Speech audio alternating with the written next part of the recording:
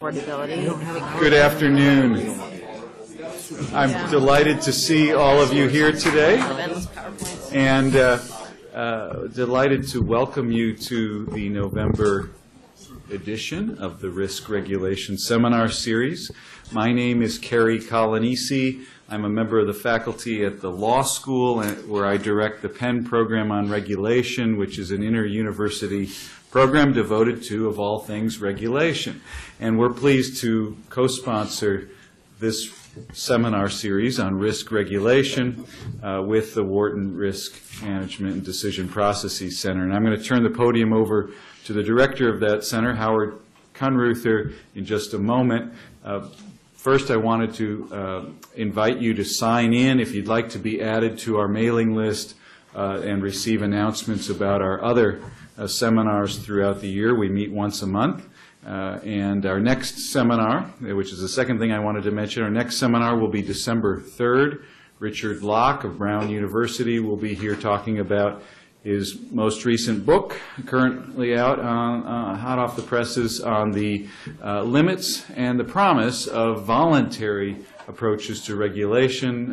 Locke studied labor standards, sweatshop standards around the world, and particularly focused on the effectiveness of business self-regulation.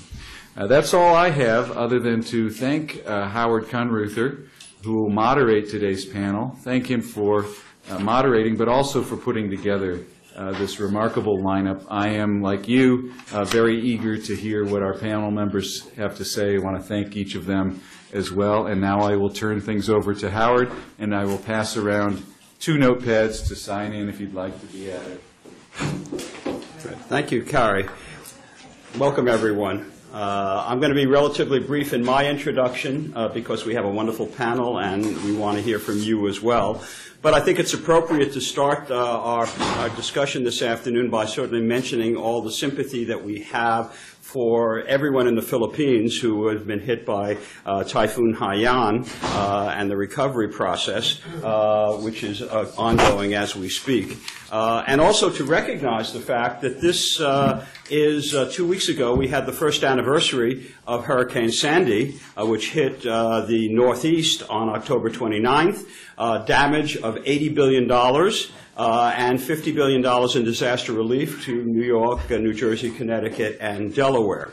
And so this panel today is focusing on learning from Hurricane Sandy, the lessons from Hurricane Sandy, how we can go forward. I want to just say a few brief words about some of the background to this, and then we'll turn it over to our panel who will elaborate on these points.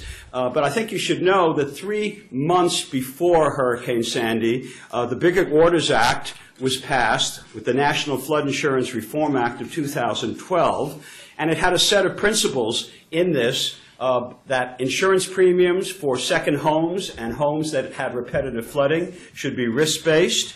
There should be more accurate maps that would be developed by FEMA, which are happening as we speak, and have happened in most of these communities. And there was a study that has just been funded for the National Academy of Sciences to look at the affordability issue and how one would deal with people who are low-income people in these hazard-prone areas.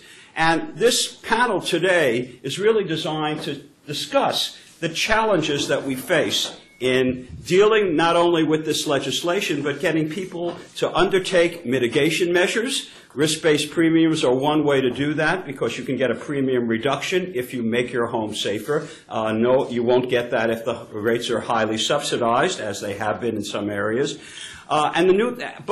To recognize that there are enormous challenges we face today because of Hurricane Sandy. The Flood Insurance Reform Act, I can't imagine it being passed if Hurricane Sandy had happened in July and they were proposing this legislation in October. The reverse, of course, happened, and we're all trying to deal with, I think, a very important piece of legislation.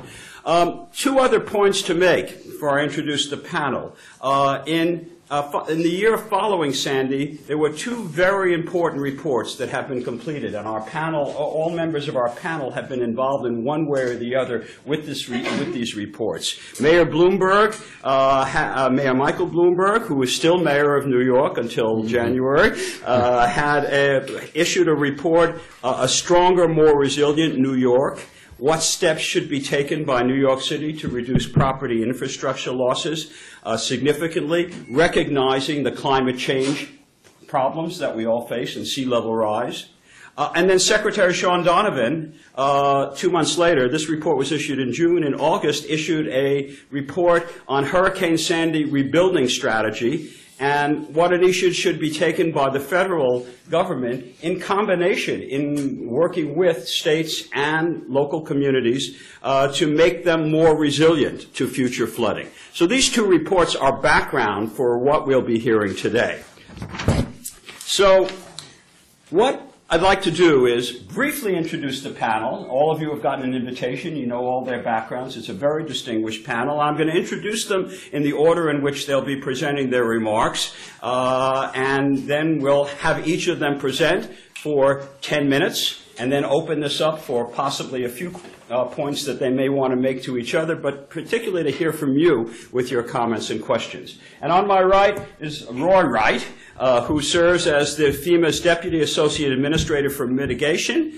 He's responsible for risk analysis and risk reduction programs, and he'll give us an overview of some of the challenges we face and what the National Flood Insurance Program is doing and where we have to go to move forward. Next to Roy is Marion McFadden, who's the Chief Operating Officer at Hurricane Sandy, was the Chief Operating Officer of the Hurricane Sandy Rebuilding Task Force, which was the one that issued the report that I just referred to from Shaun Donovan's office, and as a supervisory attorney at the Department of HUD. And she's going to give us a feeling for some of the challenges we face with the affordability issue and other aspects with respect to where we stand right now. Next to Marion is Katherine Greig, who was a senior policy advisor in the New York City Mayor's Office on long-term planning and sustainability, but she had previously worked on the Hurricane Sandy Rebuilding Task Force. So she's wearing two caps here, having moved from Washington to New York City, and it's a most appropriate bridge, to give us a perspective on the insurance issues facing residents in New York and how one is going to go forward in dealing with these issues. And Sean Kevelan, who oversees government and industry affairs for Zurich, North America, is right next to me, and he has responsibility for examining the public policy agenda of the federal, state, and community levels, and he's going to highlight some of the challenges we face with the private and public sector coming together to deal with how we reduce flood losses and making communities more resilient. So we have really an exciting panel here, and I'm going to just sit down and let them take over the next half hour and give us some of their thoughts, and then we'll open it up for everyone else. So without further ado, Roy, we're delighted to have you with us. Good afternoon. It's good to be in this place where winter has arrived. It was simply brisk when I got on the train in D.C. this morning. It was snowing an hour and a half later when I pulled in here to Philadelphia. I want to give some framing on this, and not knowing the backgrounds of everyone's in the room, give a little perspective on where the FEMA pieces sit, and assume that you're not all experts on the National Flood Insurance Program, so try to boil that down to salient pieces. Can we see a show of hands of how many people know what NFIP stands for? Wow, look at that. They know what the NFIP stands for. Media has taken over here. You see what happened because of Sandy. And how many of you have read the National Flood Insurance Act? Okay, now we're down to like 3 or 4 folks. So, kind of to frame this, and this is the front and back cover of the book, FEMA has a role as a catalyst for resilience. We're going to talk about flood insurance in that context, but FEMA's fundamental role as the Federal Emergency Management Agency, working in the Department of Homeland Security, is to ensure that we're a catalyst for resilience. And so we work with communities to make sure they understand their risk, that we inform the community, that we help them plan for their future, and then they begin to take the steps to mitigate their risk. And in many instances, as it deals with flood, that's making the availability of flood insurance. So the flood insurance program goes back almost 50 years. It was during LBJ's administration in 1966 that a little study was done to try to understand how to deal with these issues related to flood insurance. At that point, the private market had backed out. Flood insurance was not generally available in the country, and so the studies began to look at what is this risk, and a great amount of attention was frankly put to the mortgage industry and ensuring that they could withstand the losses that happened through flood. And so the National Flood Insurance Program was created in 1968, and it's come a long way since then. It is, at its very nature, from a federalism perspective, a voluntary program.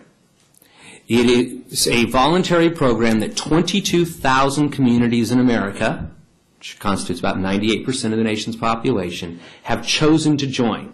And when they choose to join, they adopt a series of building codes and building regulations.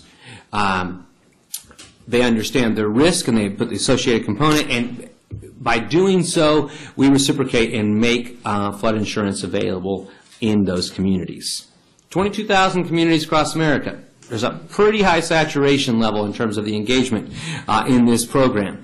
It is voluntary on their side. Now, the program's been reformed. In 1983, we brought Write Your Own companies, by which essentially we use the big-name companies that you all know as the means to actually sell these products. By 1994, they put some teeth in the bill that says if you've got a federally backed mortgage, particularly Freddie, Fannie, FHA, and the like, you must have flood insurance if you're in that high-hazard area. Today, we underwrite nearly $3 trillion $1.3 trillion in risk nationally, about $3 billion worth of premiums that are paid in each year. I won't get into the particulars related to how we pay and what we pay, but if you, setting aside the associated, the costs of the program related to the insurance companies and administrative components, $50 billion in claims have been paid over the life of the program, taken as a whole. In 2005, there was this event of consequence on the Gulf. In 2005, $17.7 billion in claims were paid. 2012, $8.6 billion were paid. Yeah.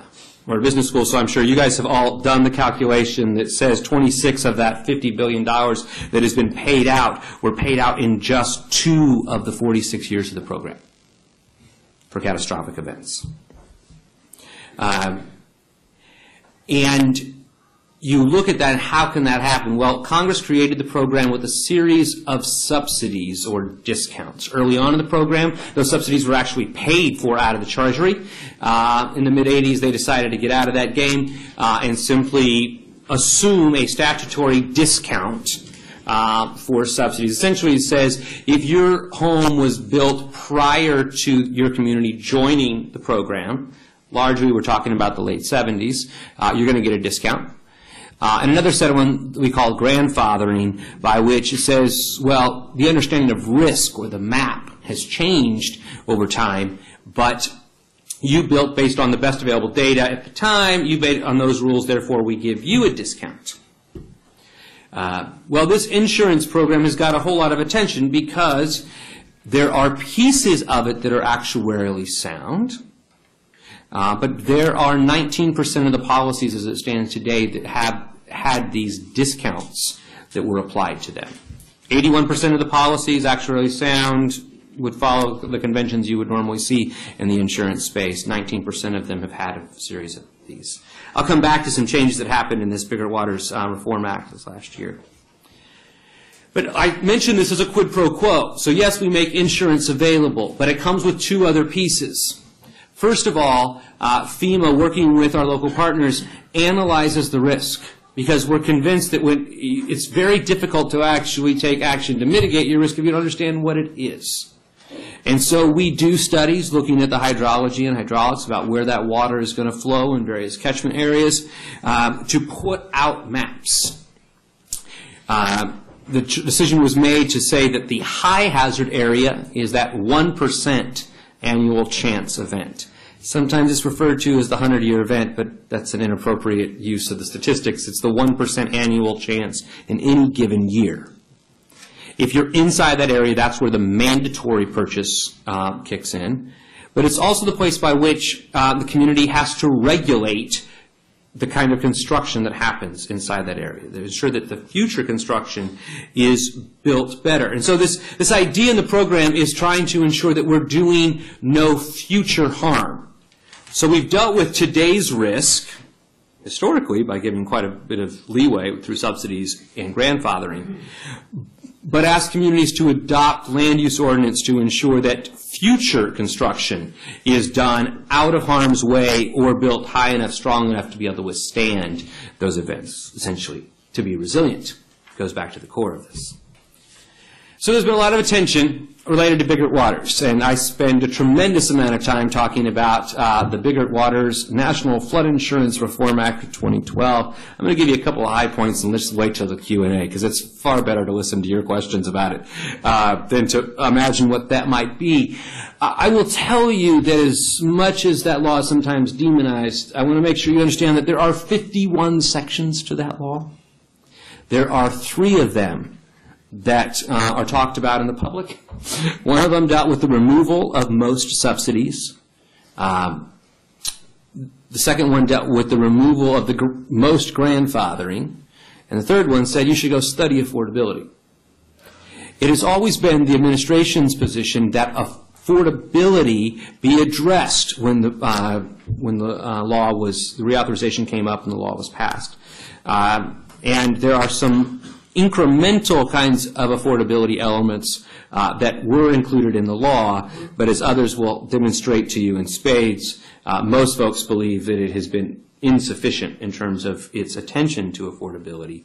I'll leave that to your own conclusions. But what the law did was essentially provide us some very specific instructions for all future sales. So if a home had been subsidized, but in the future, at the point of sale, the subsidy goes away. At the point of a lapsed policy, the subsidy goes away. If you're a business property, your subsidy goes away, but you see it increase 25% year over year, kind of compounding. Also, for repetitive loss properties, they see this 25% year over year kind of compounding increase. On the grandfathering, we have not yet implemented that, but at its face it says at the point that a map is updated in the community, you have to begin to phase out the grandfathering elements. It is a law that many people in Congress want to find additional ways to reform the reforms, and I work in the executive branch, and I look forward to implementing whatever laws that are passed. When both houses of Congress can agree and the President signs, I am ready to go to work on implementing it.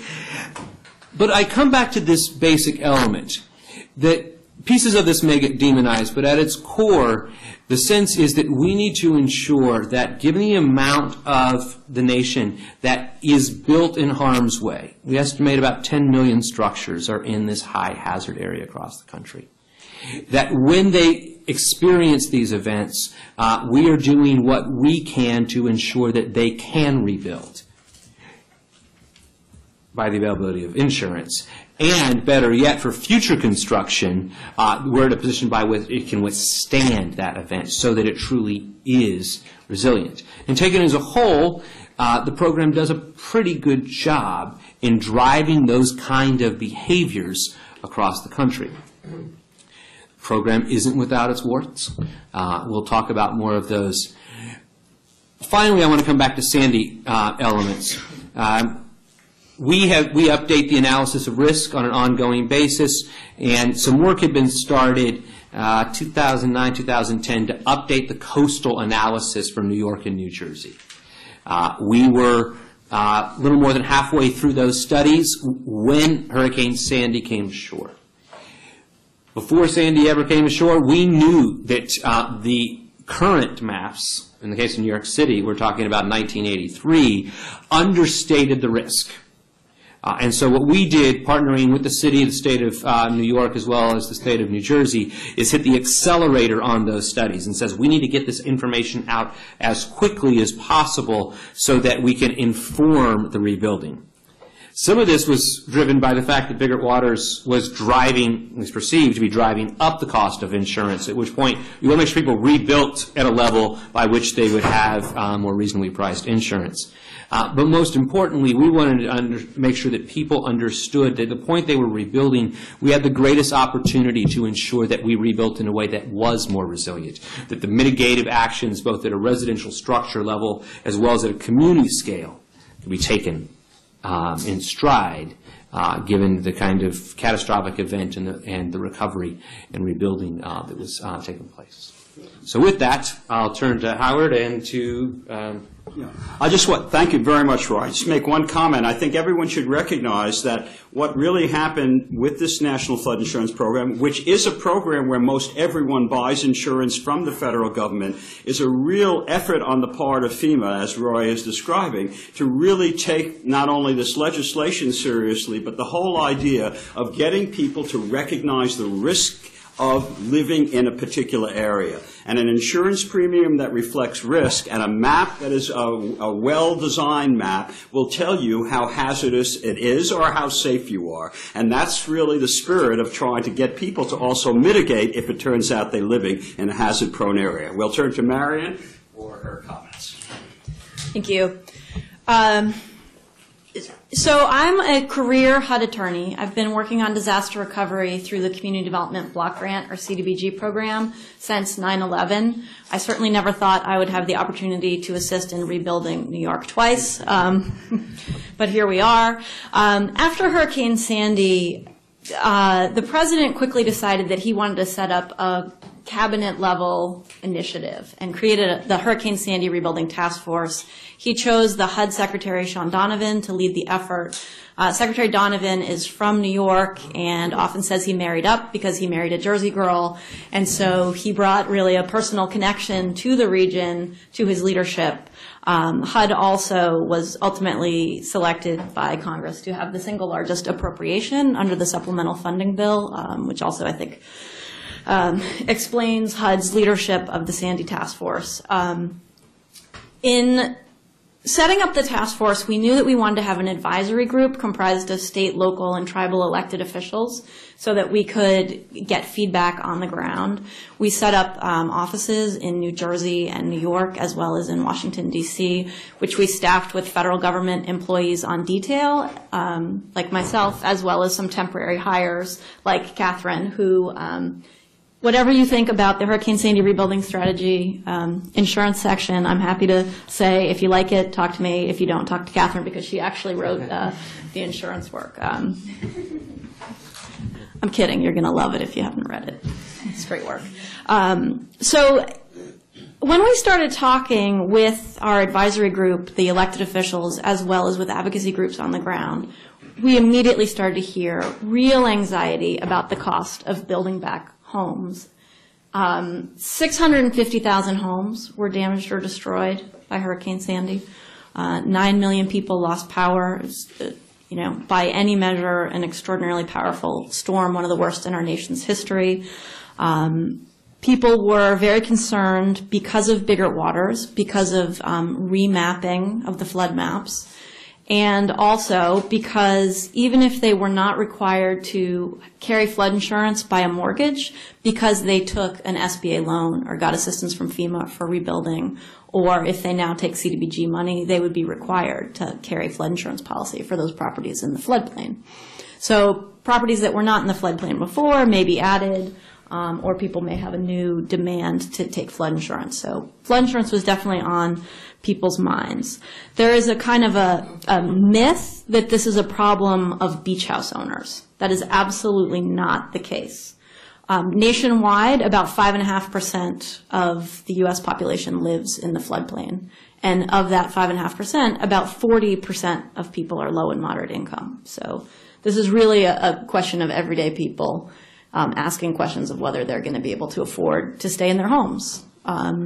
Certainly there are questions, and I'm sure we'll get into this in the Q&A, about how we push risk around. If you didn't have flood insurance, did FEMA come and give you a grant immediately after the storm?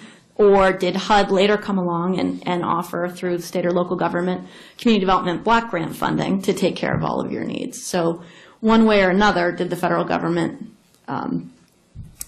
provide all of the assistance you need to rebuild? In some cases, that's true. The community development block grant funding is targeted primarily to low and moderate income people, although it does reach over income people as well. We call them over income. You would know them as, the middle class. I'm sure we'll get into that in the Q&A, right? So as the task force looked at this question, we looked back on Hurricane Katrina and also Hurricanes Rita and Wilma that struck the Gulf Coast in 2005. Our Office of Policy Development and Research did a study 5 years later and found that properties that had been insured were 37% more likely to be rebuilt. So there's a strong correlation between the presence of insurance and rebuilding, even where you have additional funding being provided, like grants from CDBG. So really important question, are people going to be able to afford flood insurance so that they are able to rebuild in the future?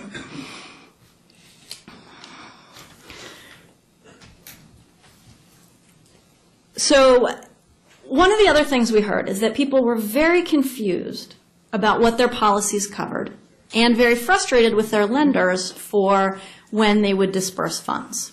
So in general, your average homeowner policy will cover wind insurance but not flood damage. You need to have supplemental flood insurance, which is available almost exclusively through FEMA for the first $250,000 of coverage. Also, banks play a really important role, lenders play a really important role in protecting homeowners from fraud and from unscrupulous contractors, but there's no uniformity of how and when they disperse money. So we looked at that as the task force and sort of put it into the mix of how can we, as this cross-federal government policy-making machine, make recommendations to provide better clarity to homeowners. So what we did was we came up, and I should say, we also looked at housing questions outside of insurance, small business and economic development needs, how the federal government shares data, how we rebuild infrastructure, and there were, lots of different areas. But really, this is the one that our advisory group cared the most about because there was just so much uncertainty in adding bigger waters in with the damage of Hurricane Sandy. So we came up with a series of recommendations. We started a working group with lenders in terms of a unified disbursement process, which is absolutely no use to Hurricane Sandy, but we hope will be an addition for future storms if we can get folks to agree. Some consumer education recommendations about what FEMA and FEMA can do to let homeowners know what the risk to their property is, as simple as in the policy statements that they get annually, letting them know what their risk is. This is flowing from bigger waters, of course. They will see premium increases, but not just what the risk is, but what they can do about it. We made recommendations for partial credit for partial mitigation, where certainly we absolutely recommend elevating a structure when it's possible to at least a foot above the best available data on the floodplain, and that extra foot of freeboard is to incorporate sea level rise. But there are cases where, for example, you have brick row houses. You're not going to be able to effectively elevate all of these structures. What else can you do? Can you move the mechanicals, which are going to be very expensive to replace, up to a higher level? And then is that enough to bring down the cost of the policy? Something that we're working with FEMA and FEMA on. And then sort of the really outside the box thing we did was we created a design competition using the authority of a law called the America Competes Act, which allows the federal government to work with philanthropic funds to drive innovation through prize competitions.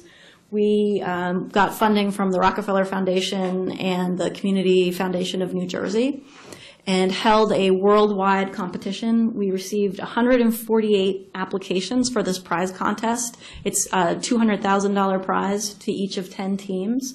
And we got these incredible teams made up of hydrologists and architects and engineers and urban planners to come in and give us their best thinking on ways that we can do resilience in communities, flood protection, in a way that enhances the communities. So how do you use flood control measures to be a tourist destination, to drive, for example, on the Jersey Shore where it's so important to have the beach time? How do you make it more attractive rather than just putting, large walls that isolate people from the water? We got fantastic ideas like creating new barrier islands and incorporating green measures and some really exciting ideas.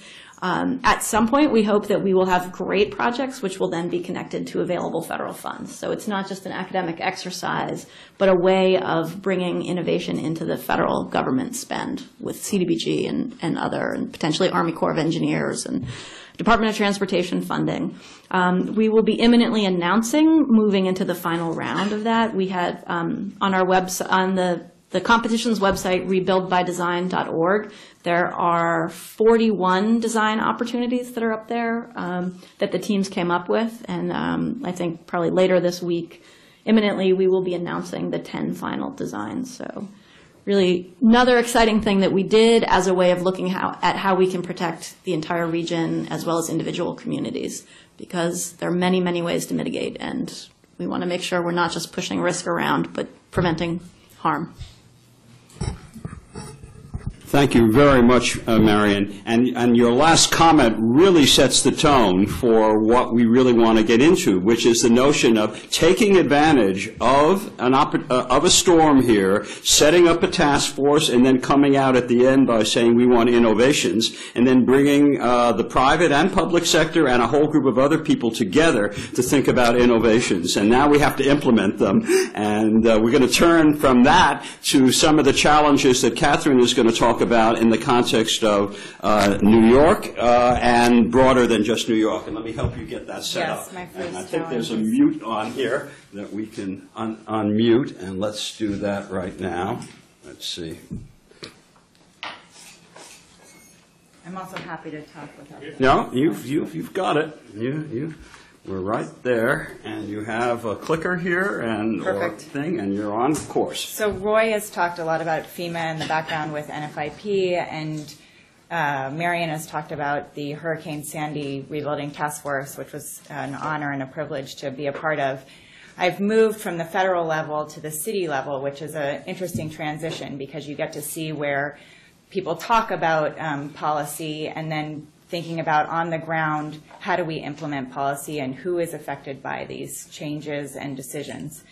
To give you a little, I'm going to do two things. I'm going to give you a little bit of background around the planning and resiliency effort that was initiated by Mayor Bloomberg, and then I'm going to give you some of the results of a RAND Commission study that our office commissioned to get a sense of a high-level picture of the types of things that we could see happen to homeowners as a result of two things that are happening in New York City. One is the implementation of bigger waters. The other is the expansion of our floodplain. So as we've had better data and technology about modeling risk, we're seeing an expansion sort of twice the number of structures that are currently in the floodplain will be in the updated maps. And that, importantly, does not include sea level rise. So let me begin by just sort of setting the stage. Bloomberg basically launched the Special Initiative for Rebuilding and Resiliency. It lays out a plan for 257 initiatives, of which I'm focused in the insurance piece on 5 strategies that have 10 initiatives. So there's a team sitting in the Office of Long-Term Planning and Sustainability, headed by a new position that was established to implement this work called the Director of Resiliency, Dan Zarilli. And Leah is a colleague of mine in that office. She wrote the climate change chapter of the city's plan, so one of the most important chapters laying out the risk. And we're really focused on what is resiliency. So we wanted to define it. You hear many sort of takes on this, and the New York take is really about toughness. We're focused on, we recognize we can't hold back the seas, so we want to be as prudent as we can and make adjustments where possible with building codes and with some flood protections. But we really want to also be able to bounce back. When the water eclipses those protections, we want people to know how to get water, to be able to speak to loved ones, to make sure that people are safe. There are 4 principles of resiliency that impact all of the initiatives. The first is we want to be ambitious but seek achievability. So this is a huge problem, and if you see the maps that are all over the internet which show cities basically completely covered in water, you can sort of be frozen in your steps, not knowing what to do. But we want to make progress, and we want to make progress starting today.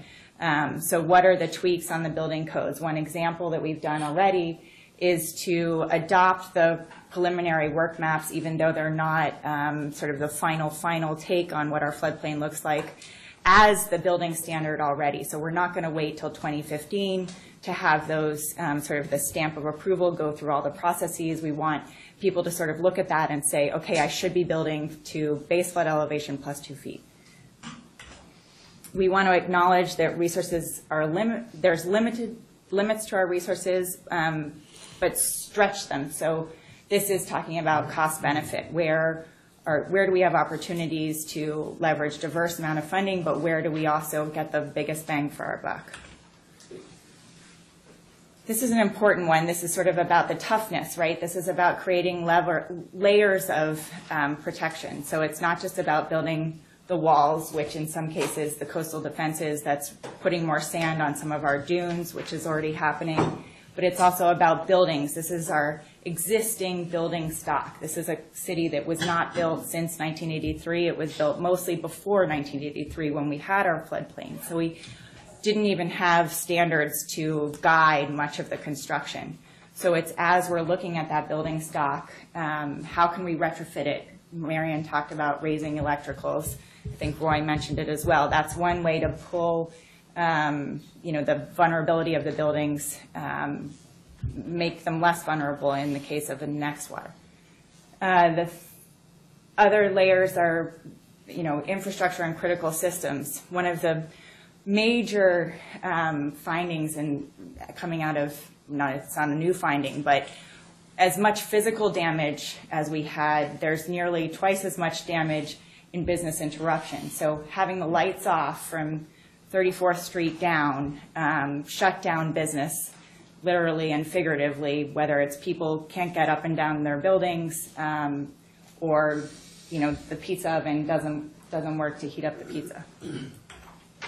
Fourth is, in the impacted areas, we're not abandoning the waterfront. This is a city that's, if we tell sort of the 5 or 6% of the city, and this is an expanding floodplain that you have to move, there's nowhere to go. It's not like some parts in the southeast coast of the U.S. where there's opportunities of resettlement. This is, people have chosen to live here, they live near their jobs, and we're really focused on maintaining that in a prudent way to the extent possible. So I'm going to sort of jump ahead. There's some things, we're focused on physical resiliency, we're focused on, which I've already alluded to, social and economic resiliency, and insurance is a key part of that. So this is where my day-to-day focus has been. And the key things that we're doing, sort of over the next 2 quarters are to look at this affordability challenge, and I'll show you the initial piece of work, but this will lead into a second piece of work. One of the key elements of figuring this out, surprisingly, is that NFIP on these pre-firm structures, so anything that was built before 1983, They don't know the elevation of your first floor. So they don't really know the risk relative to the base flood elevation. So they've given, on average, those policies an $1,800 premium, which is $800 more than the $100,000 premium that the host firm or the buildings that were built to code are paying. But we're seeing rates jump to $5,000 or $10,000, and I'll get to that a little bit later. Hold on one second. So our proposals on this are really to promote and fund mitigation. We don't want to pay higher premiums, actually, because the premium reflects the risk. We want to reduce the risk in the first place, both for our assets and for our people. We're launching this affordability analysis, which I spoke to, and then we have recommended that we delay bigger waters. This is really about we believe in the philosophy of conveying the true cost of living where you live, and that the premium is a great signaler of that. And in terms of the mission of our office, increasing the resiliency of the whole city, we lose a lot of sort of kindling to that fire if we don't have a price signal that says, this is the cost of your risk.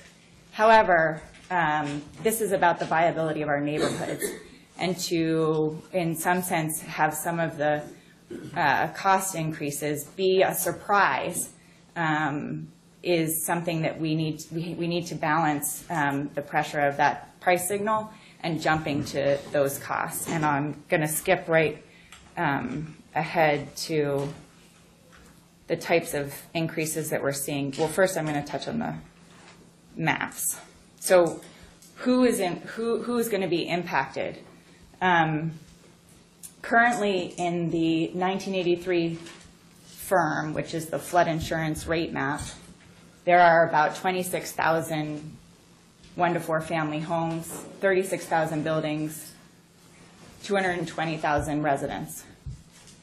Most of those numbers basically double with just our updated maps. So these are folks who, if you bought your home on July 7th, 2012, it didn't have a policy, you thought it was not in the floodplain. Now you find out that it is in the floodplain. You could have thought, oh, I don't need to buy insurance, and now I'm being told I need to spend $10,000 on insurance. That's a meaningful amount of money in a post-tax, on your post-tax is significant. So one important point is that the FEMA maps are not forward-looking, as I mentioned.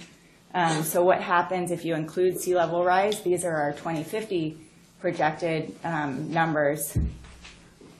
We've got almost 800,000 people living in the floodplain. So this is a huge vulnerability, and something that's really we need to understand what the affordability challenge is, irrespective of whether we have bigger waters raising these rates in 2 years, in 4 years, or even 10 years out. The city needs a plan over a 20 or 30-year horizon. Not only is the floodplain expanding, but it's also raising the expected base flood elevation. So even if you were built to code in 1983, according to those maps, now you're probably 2 and a little bit feet below where you should have been built to. So we had many, many homes that weren't built to code. For those that were built to code, they're no longer built to code. So our problem is big and growing. So as part of the RAND study, we did a few case studies. We can't overlay without the elevation data of the structures, the impact of the affordability, the base flood elevation of the structure, your current premium, and your expected premium. So we don't have a heat map of the city. That's our next step. But we have some examples of what's happening. In the first one, you're a pre-firm home in the existing floodplain. You weren't paying any insurance, and now your new premium is expected to be $4,000. In the next one, you're newly mapped, so you were outside the high-risk area. You were paying $400, and now you're projected. These are reasonable case studies, $8,000 if Bigger Waters continues on track. And the last one isn't as severe, but an existing, this post firm would be your built to code. This is the impact of the 2.3 feet difference. So our next steps are really to continue to reduce risk, focus on mitigation, further study the affordability, try and get that heat map of the impacts across the neighborhoods, analyze mitigation. This is the partial credit for partial mitigation that Marion was speaking to, and then begin an education campaign around the expansion of our floodplain. So an interesting thing that I've learned along the way is that one of the most impactful ways of reducing claims after an event is just communicating that an event is happening and what you should do before it happens. Not surprisingly, if you go down and collect your valuables out of the basement, out of the first floor, bring them to higher ground, you have much less damage. And we're working, we had a hackathon that Chase sponsored, and they were playing with apps that convey information around what might happen to your home value, what you can do, what potentially you could do on the margin in terms of flood proofing, and the like. So we're exploring various ways of communicating with different stakeholders what people's risks are. That's all I have to say. Thank you. Thanks very much, Catherine. And you really have put this down to a very concrete level here, telling us about resilience on the one hand, but then raising all the issues associated with the tension between actually trying to deal with something immediately and then catching people by surprise when all of a sudden they find out that they're going to have to pay something they never anticipated, and how do we deal with that? And I'm sure we'll probably have a dialogue on some of these issues as we go forward. We're going to turn to Shaun, and the private sector has a role to play here, and we want to hear a little bit more about how you see that. Yep. I'm sure everybody's dying to hear from an insurer on this panel. Actually, so Zurich is a global multi-line insurance company. We we're from the name out of Switzerland, and being the size of Ohio, you had to go pretty quickly outside of your country to find new clients. So we have actually been in the U.S. for about 100 years. More than 100 years, actually. We have about 60,000 employees globally in 170 countries. Primarily in the U.S., especially, we are a commercial insurer. So we are insuring the businesses, we are insuring the technology companies, the construction companies, healthcare. And in particular, our business as it relates to flooding, we actually are not in the NFIP flood coverage. But we are writing the excess coverage. It's a relatively small amount of our business in the U.S., but that's the primary area where we're focused on with regards to the floods. So it begs the question, why am I here? And it actually, flood resilience is a big issue for Zurich globally. It's actually one of our key pillars in terms of thought leadership and what we're focused on. And I'll get into a little bit more as to what's behind and why we have such an extensive flood resilience program. But it is something right now that we've been doing globally in various regions, and we're just now beginning to undertake in the U.S. in terms of getting more involved in flood resilience. So we do have a relationship with Wharton in that regard, and we're also looking to expand that. So just real quick, from an insurer's perspective about Sandy, it had its differences from other storms, whether the timing, the weather, the impact, the size of it, the wind, the population density, all of those things did make it different. But we would also say it was predictable. And in fact, even in the area where it was hit, we saw large storms. You had what was called the Ash Wednesday storm in the 1960s. You had the Long Island Express in the late 30s. So this area has been impacted from these types of storms. I would also say it really validated what we knew already from an insurance standpoint. And my counterpart over here at FEMA will say these guidelines that we had in these areas that have been around for decades. So, we knew what was coming. We knew what the impact could be. We also know that it's going to happen again in some form. And I think that's why we're here today. We're seeing that the Mid-Atlantic and Northeast regions have, obviously the devastating flooding events that we've just seen with Sandy and others. The data points show that there's going to be an uptick in this area, and we can't deny that there are changing weather patterns out there as well. So just real quick, I think it's important because the word insurance, as everybody snickered when I first said it, it is. I think a lot of times we refer to insurance as what I call is on the back end of what we do, right? You get insurance when something bad happens. That's when the insurance kicks in. That's why you buy it. You buy it in case something bad happens. So what's going on from an insurance standpoint during something like Sandy when something bad happens?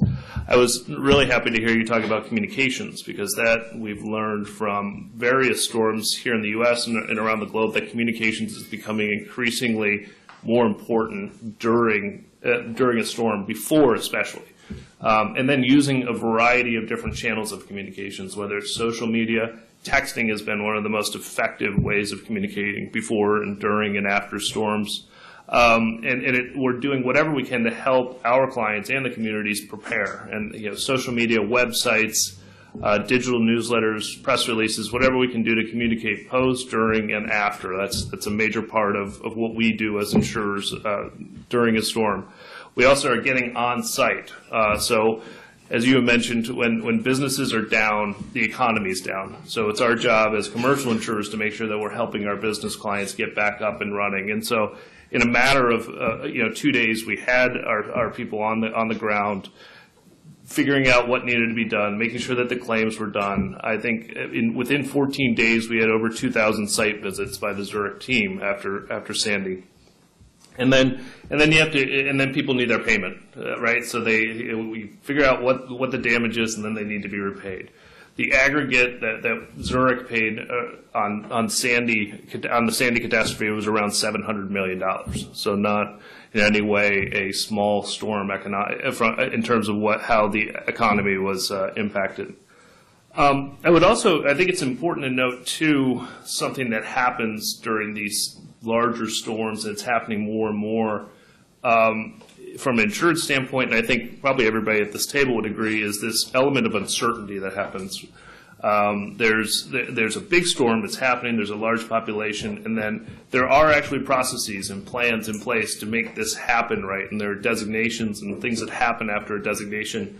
But then you have the entourage around the catastrophe that's jumping in here, jumping in there, calling for data, calling for claims, and you're having to take care of your clients while at the same time pay attention to all of the other various things that don't usually deal with insurance, but because the community is so heavily impacted, they're getting involved in it. And that's actually one thing that we would like to look at solutions for as well, because the uncertainty is really causing some significant negative impacts during a catastrophe and how you're processing it. So that's the insurance side. And that's the back side of insurance. I would say that on the front side is what we call risk mitigation, and why we're all here today. And for us, that's really about helping our clients and communities understand and how to mitigate the risks out there and the potential and the actual predictable threats that are out there. So for Zurich, we have what we call risk engineers. In fact, in North America, we have 400 people, and they just think about risk, and they think about all the various things out there, and they help our clients determine, from flooding to risks associated with an aging workforce. We're trying to study and understand what risks are out there and how we can mitigate them. And then we have as well just various programs and initiatives, and we have a global flood resilience program. So, and one thing on that, on the risk mitigation or just really disaster management work as a whole, it's interesting that most of the disaster management work goes on after an event, not before, right? And so that's really why we're here today, because efforts like this, as much as we're reflecting on lessons from Sandy, we want to figure out how to get out before some of these disasters happen. So Zurich, from a global flood resilience program, it's really, floods affect more people globally and economically than anything else. So it's from an insurance standpoint, that's a big issue for us, and it's something that we want to take on. We also want to then use the risk expertise that we have as a global insurer to help the customers in various communities around the globe. And really, the focus of our global flood resilience program is pre-event. So we want to make sure that this is pre-event flood mitigation. And our approach is really, it's cross-sector. We're looking at all the various solutions out there that we can work towards and be involved in, and as in terms of invest in as well. We've committed to about 5 years on this global flood resilience program. I would imagine that's going to go much longer than that. 5 years and $40 million towards just this program and studying it. And so there are kind of three pillars that we have with our program. The first one is getting knowledge and expertise. So externally, we're looking to get knowledge and expertise from academic partners like Wharton. We're also looking to the International Institute of Applied Science. Internally, we're developing our own post and pre-review capabilities so that we can understand immediately after these catastrophes happen how we can look at that as, again, a best practice and figure out what it's going to take to then use those best practices and deploy them in other places in the globe. And the first actual event that we reviewed and conducted was in Germany after the recent central floods. So we have a lot of business and actually personal line clients in those areas, and so we needed to get in there, research, and hopefully then we can push those best practices out to other areas like us in the U.S. There's a community element. So I don't have, and that's why we're here. We're exploring what community elements we can look for and leverage in the U.S. We do have them in the U.K. We're working in Nepal. We have a program with the International Red Cross where we're working in Mexico and Malaysia, and I believe Wharton is connected with us on that, and Peru. So what we then want to do as well is, okay, we need to get into the community. We need to develop the knowledge. But then we also need to figure out what the role is of how we can do it. And I think that's where we get into a conversation about solutions, because we want to start looking at solutions. And I think this group here is earlier today and will during this panel talk a lot about the various solutions out there. And I think we want to be a part of this multi-dimensional web of resilience. And I will credit my colleague Luis for saying web of resilience. I use it. But we need to look past just the single-dimensional issues that are out there. Is the flood insurance program going to be the fix? Is it an affordability issue? Is this an economic issue? And I think if you look at them holistically, I think that's where our solution is going to come from. So we need to explore things beyond what we're seeing in just the recent flood legislation. We need to perhaps look at things like a voucher program. Obviously, zoning reform needs to happen. It's timely. It's a timing issue. It's a regional issue. Building codes are part of that. That's a glacial pace process, though, of building codes. So that you can't look at that as a single dimension as much as everybody can say logically, and they want to go to building codes being the problem. How can we focus on communities? Community represents so many elements. It represents infrastructure spending. It represents businesses, it represents the personal homes, and so how can you get into individual communities and help them rebuild and learn from all of those individual lessons? Engineering solutions, are there solutions that we can look at in academia? Are there solutions that we can look at outside of academia, certifications, different things like that? So I think what we're all here for as well is I think recognizing that the solution isn't just a one-stop solution to this program. It's a public-private partnership, and it's a lot of different things. Good. Well, thank you very much, Shaun, for setting the tone for what I hope will be a conversation with everyone here. I want to give the panel just a moment. If there's any comment that they want to respond to by any of the other panelists, we can hear. Otherwise, what we're going to do is we're going to turn this open, really, for discussion. We have a microphone here that we'll pass around and if you will raise your hand, we would very much like to hear from you, and you can direct this to either one of the panelists or to the whole group as appropriate. And Carol will find whoever it is, and if you will raise your hand, let's get the process actually started. This gentleman over here, and what we'd like each of you to do is introduce yourself so we know who you are, and then raise a question or comment. Thank you, Doctor. My name is Lou Bavona. I'm actually the partner in charge of the insurance practice for a large accounting firm in the region. And my question is, we had a P&C company in New York, and boy, were they shocked. Now, they had a lot of reinsurance, so they weren't shocked quite as much as some other people, but probably twofold question for Zurich and maybe FEMA, and also Katherine, related to your hardening project, is there are a lot of things that aren't hardened. I can see like lifting, mechanicals and things of that nature, but people that had cars were ruined. There's a lot of things that, and from a business perspective, there's a lot of equipment that is at ground level or maybe slightly elevated, and God forbid the people that have computers at ground level.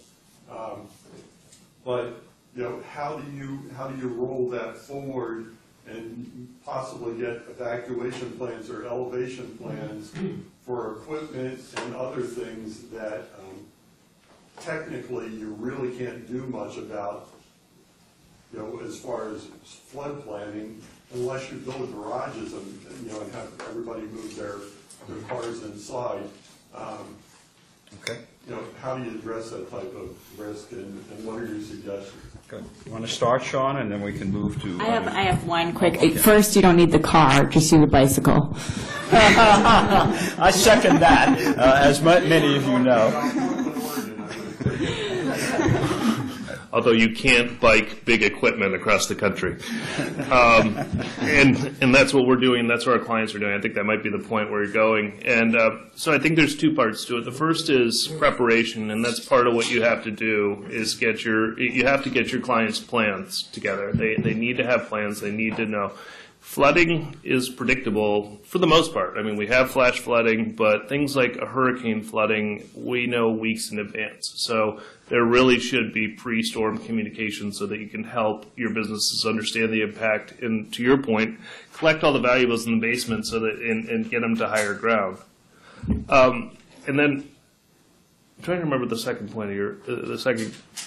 Basically, things that traditionally are non-hardened, and one of the probably exclamation points, especially for New York, is the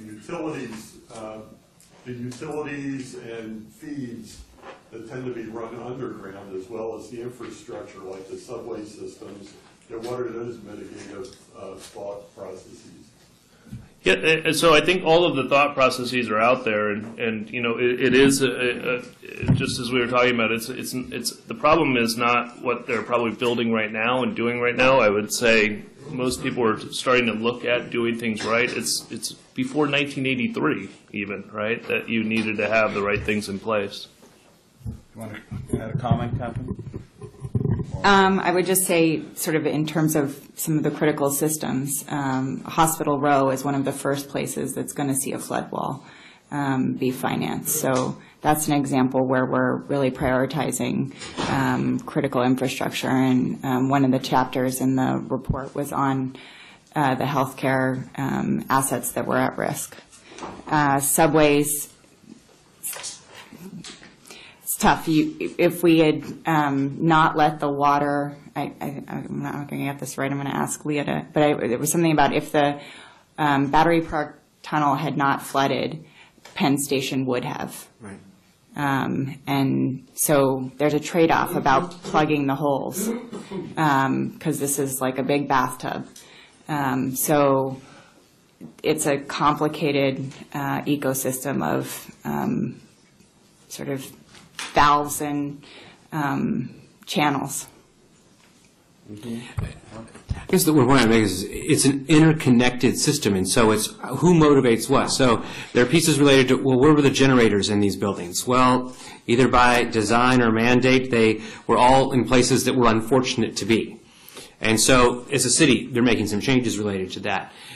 You look at some of the work that Columbia University and others did related to MTA, by which there had been analysis already done. And so many of the switches had been pulled up that allowed for recovery to happen that quickly. What we're doing today from a post-Sandy perspective is looking at the mitigation elements, both in terms of the structures that were affected or destroyed, but also more broadly into the kind of integrated place. But I'm actually trying to take 3 paces back. That's one thing to say about New York City, or in the context of New York and New Jersey. There are other communities, we may actually be in one today, by which catastrophic events would have catastrophic impacts. And how do we engage the community who has the land use decision making and the economic drivers in the community who need to see it bounce back quickly so that these decisions are being made in advance of the event? Yeah. And I want to just echo the point that Roy made, and coming back to the one that you made earlier, Shaun, about communication. The idea of getting people to pay attention before a disaster is one of the hardest things in the world, because it's not going to happen to me until the event occurs. And memories are also short, and I think we see Sandy as an opportunity to try to do a set of things now, while it's still hot, but at the same time recognizing the tremendous importance of long-term strategies for dealing with these things, where there's all these constraints operating against it. Okay, other comments or questions that people have here? Bob, and introduce yourself, and then we'll go to Carrie. I'm Bob Giegengak from the Department of Earth and Environmental Science. I have a couple of questions about numbers. Katherine, you showed on your projected future changes in premiums taking sea level rise into account. Those did not take, they did not take, One of them did. You say the projected number of buildings and residents, yes, but the premium numbers did not include. So you're asking about sea level. What amount of sea level rise are you building into your? We worked with a panel. We're gonna bring this down later. Leah, why don't you introduce yourself? Well, you can come up here if you'd like. Sure. So I'm working on federal policy. Introduce yourself, because we have it. My name is Leah Cohn. I work on federal policy with the Office of Long-Term Planning and Sustainability in the resiliency team. But for the special initiative, I was the director of climate analysis, and so was working with Howard and some other folks on developing updated climate projections, and then also working with Roy and some other members of his team on the update to the FEMA maps. So what we did was we developed an updated set of sea level rise projections for the 2050s, and we took the 90th percentile of the model-based distribution, which is a conservative estimate. And we use that to basically do a basic bathtub approach. It assumes about 31 inches by the 2050s. And so when we quoted those numbers there on the map, what you're seeing is the buildings and people today in an area that could be inundated with, today's 100-year storm plus 31 inches of sea level rise. I think one important piece on this is from a flood insurance perspective, we only charge premiums based on today's risk. It's not quite like long-term care insurance or something about you're paying for something years down the road.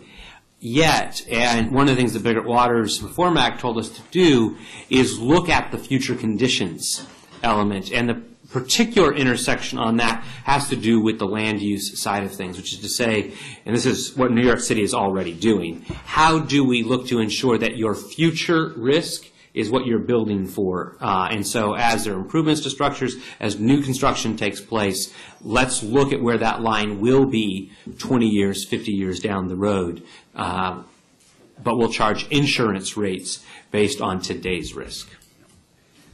Also, I would note that the federal government has created a sea level rise tool. It's available on the NOAA website, where you can go address by address and look at projections for sea level rise. This isn't necessarily as helpful for a homeowner who's rebuilding, but certainly for developers and for land use decisions jurisdiction-wide. And what is that based on, Marion? Is it like it's like Leah mentioned, the 90th percentile? Is it kind of, do they define it that way or not?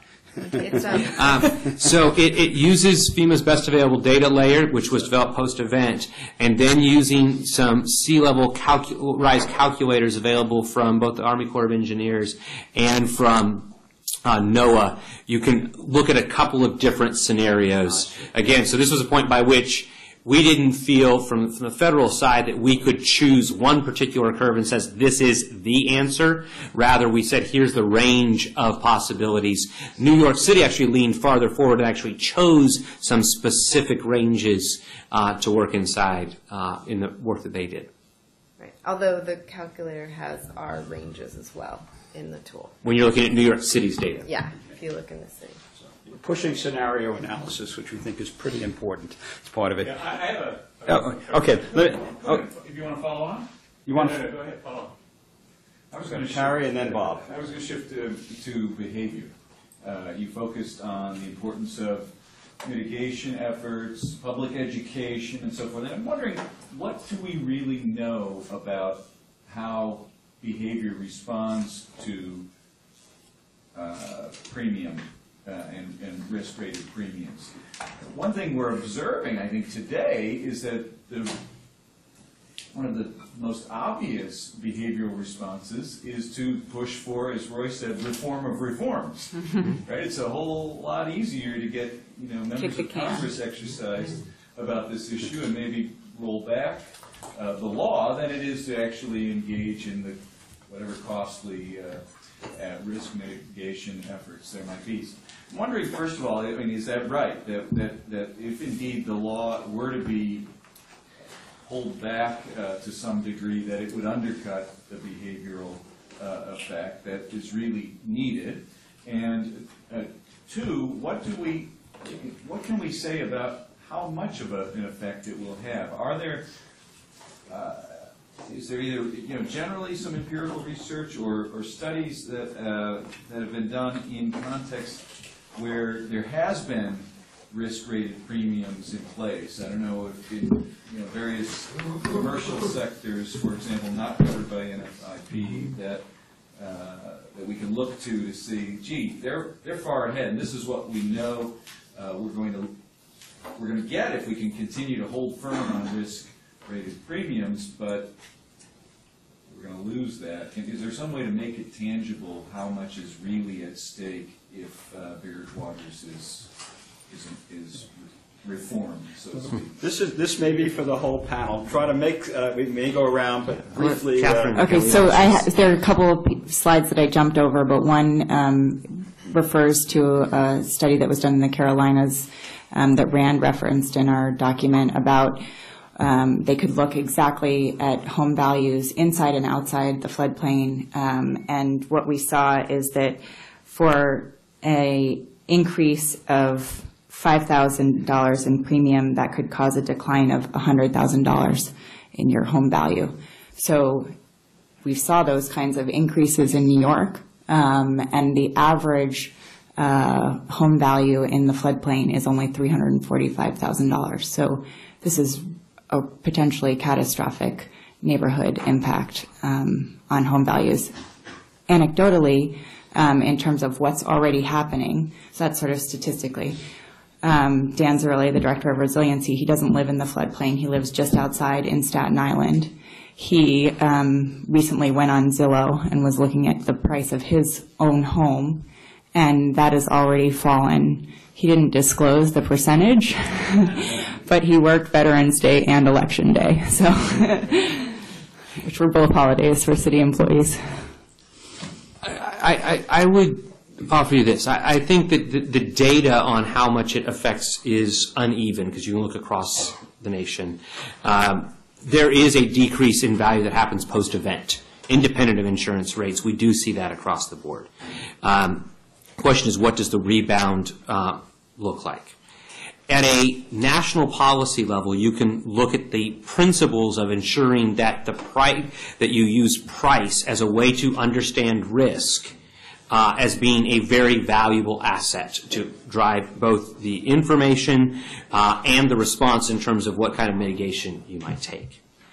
At a community-specific level is where you see these direct pocketbook impacts. So I said 81% of the policies are untouched, and it's really about 9 or 10% of the policies that are the greatest focus. They are not evenly distributed across the country.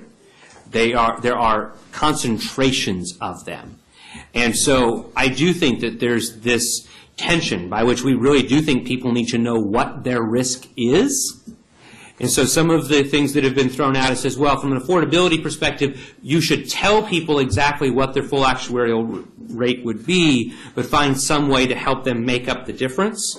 But I've had other community members tell me, no, simply the publication of what the full risk is will have a dampening effect on the price of that real estate. And I can follow that rational argument and agree that's probably true. And so I think it just gets into this very difficult tension by which driving to risk rates is going to drive a set of behaviors. At the same time, you push too hard, too fast, you may hit a tipping point, particularly in certain kinds of concentrations of geographies or neighborhoods. Yeah.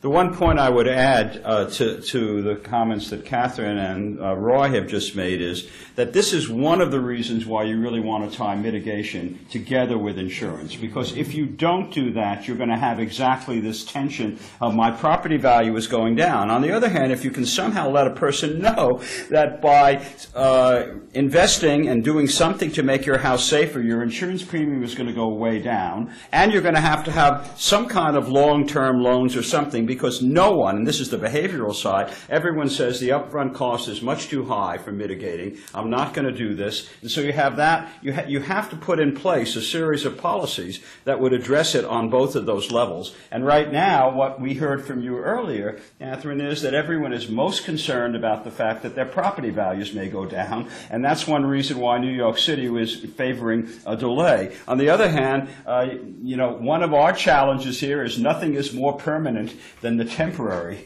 And what our concern would be, and I say that, if you delay it for next year, do you delay it for the year after and whatnot? And I think there's got to be some balance here that we're all struggling with in terms of dealing with. If you read the legislative reports that went with the original passage in 1968, and then it kind of was built out in 1973, there was a presumption that the subsidies would not continue, and that the pricing structure would drive people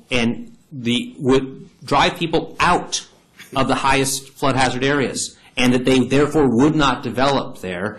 And there was a projection, at least in 1966, that there would actually be fewer people living in the highest hazard areas in the decades to come because the pricing mechanisms would drive them out. That was the presumption. The public policy reality was very different in terms of how the program was implemented across the 70s, 80s, and 90s.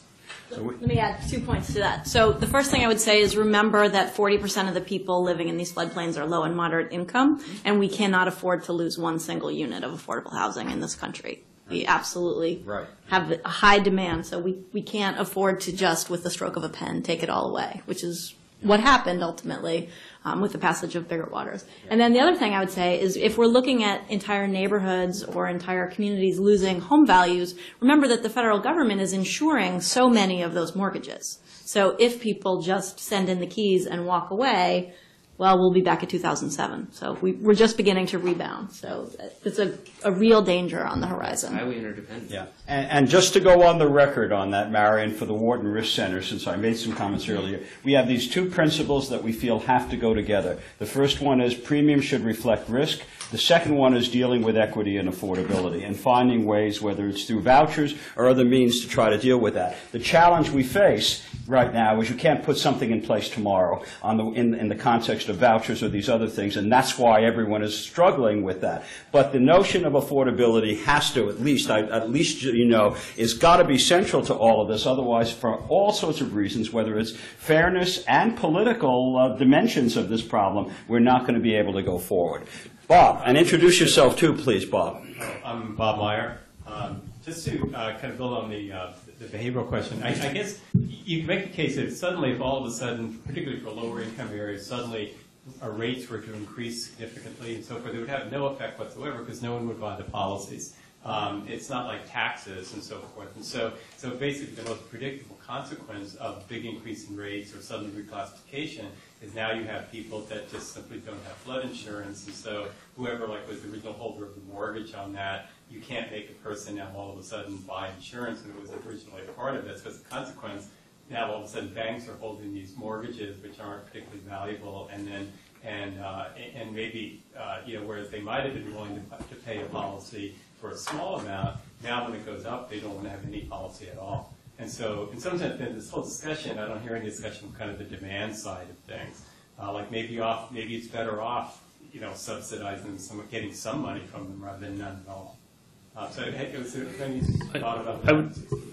I would say that the subsidy is one thing, but it's a behavior thing that needs to be combined with.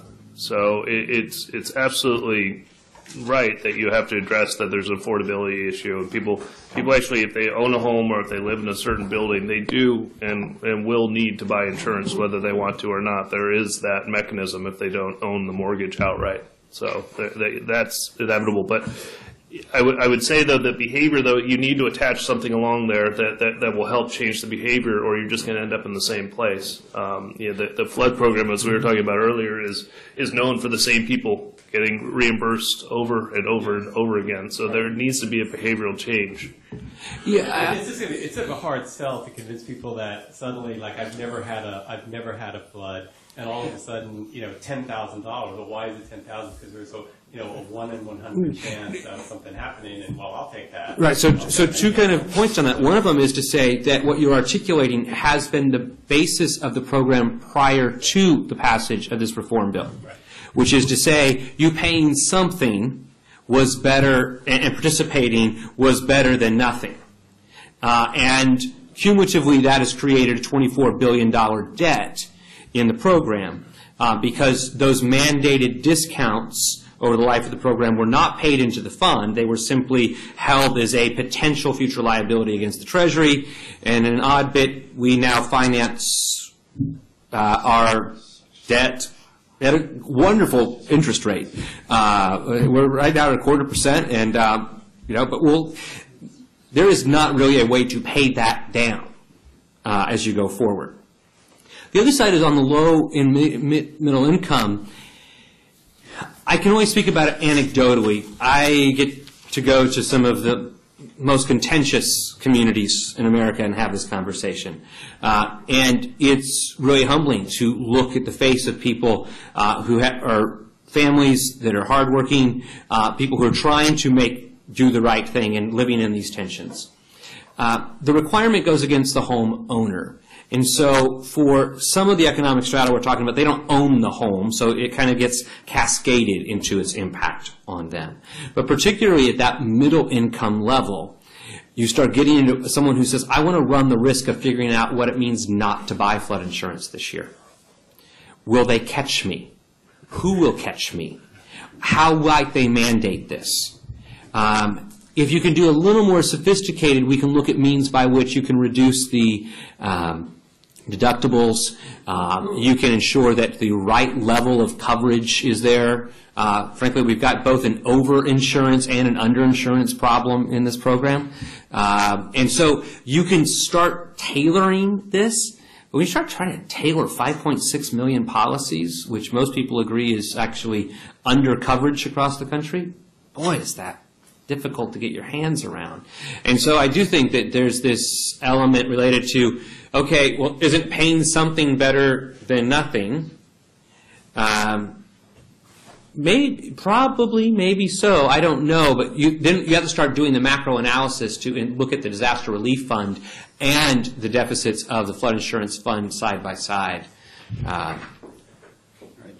So, Erwan, and please introduce yourself. Erwan Michel Carjean from the Wharton Risk Center. Just to go back to Bob's point, there have been a few studies looking at the price elasticity of demand for flood insurance, and I think you're totally right. If you look at the entire across flood zone, the price elasticity is somewhere between 1 and 1.2, which is fairly high.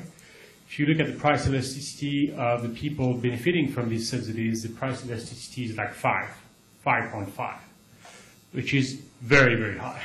So anything you do to these premiums, if you just increase them by 10%, you're going to drop 40% of the population here. So I think that's a big issue. The other thing I would like to mention, we have published 10 studies on the NFIP over the past 5 or 6 years, and for like 35 years, no one talked about the NFIP much because actually the NFIP was doing pretty well. I mean, going back to 2004, the program was running a $1 billion deficit, which given what you covered is not that bad. But even the $1 billion deficit in 2004, that was the Florida 04, the 4 hurricanes. We were $1 billion in debt for 3.5 months, and we rebounded. And before that, you had debt that you paid back. So I think the big debate here is about these extreme events, whether it's Sandy, Katrina, Ike, and who should pay for these big events. I don't think the day-to-day flooding is really the issue here. And maybe we're combining both here because it's Hurricane Sandy, but for the next 5, 10, 20, 30 years, I think making that distinction between what is an average flood claims, which is today about $6,000, which is fairly small, and the big event that happened every 10, 20, 30 years, and who's supposed to pay for that. Going back to Bob's point, if you're not covered, people don't realize that you're mainly on your own. I mean, our friends at ED and IA and SBA will help you, but that's not much. And I think there is a communication issue about people thinking that New York City is getting $50 billion when actually most of that is across the states, and two, most of that money will not go to the people. That money will go to rebuild public infrastructure. So I think the more we can communicate about exposure, what does that mean for me and my family, the better we'll be. Yeah. That's a wonderful, I mean, we are at a point here in our own session that we're going to have to conclude, but everyone's point, I think, raises really the issue. The one point I would add on this, and then I'm going to turn to our panelists for 30 seconds worth of comments on their own on what they would like to suggest as we go forward, is what we saw with Katrina and Ike and Sandy are now more and more common, more frequent. We are in new era of catastrophe, and we are dealing with this, and the Philippines typhoon that we're experiencing right now has raised that issue to us, and so we really face that problem with climate change on top of us, that what might have been looked at as low probability events or very low probability events are a lot higher, and that raises all the issues with respect to how we're going to deal with that. So what I'd like to do is just turn, and we'll go in this direction now with Shaun and Katherine and Marion and Roy. Any final comment you'd like to make, having heard some of this and having heard your fellow panelists with respect to dealing with this issue? I mean, my only observation that I would say is just, you go back to the silver bullet. There isn't one on this issue, and so you've got to look at it from a local perspective. You've got to look at it from a mixed bag of public-private partnerships, because that's the only way that's going to solve it, is when you make it not just one-dimensional, but multi-dimensional. I would just make a point about the maps, because one of the biggest liabilities was about folks not knowing their risk in the first place. And we really had a great partnership with FEMA as we were updating the maps. And I think, to keep that energy behind that process, particularly as we face sea level rise, is going to be an incredibly important part of this puzzle. We need additional voices to the conversation, so please join in. I think complexity theory has a lot to help instruct us in terms of the multiple dimensions of what is here. There is no silver bullet. It's a multifaceted piece. Some of this is about public policy. A good deal of it has to do with how the private sector engages, and a tremendous amount has to do with the controls and opportunities that sit in place in local communities. Because under the 10th Amendment, the federal government doesn't get to decide where people build. The states, and particularly the local communities, make those decisions about what sits there today and what our future will look like. So it's going to take a whole lot more players to the table than exists today. On that note, first let me note to all of you, this was a standing room only group here today, so the interest is clearly there by all of you. The challenge, as I think you've heard from all of our panelists, is how do we really get these voices, as Marion said, into the mix, hear from you, and get you to think about these issues, which are really now becoming high on the agenda of every community and at a much higher level with respect to every country. So on that note, please join me in thanking our four panelists.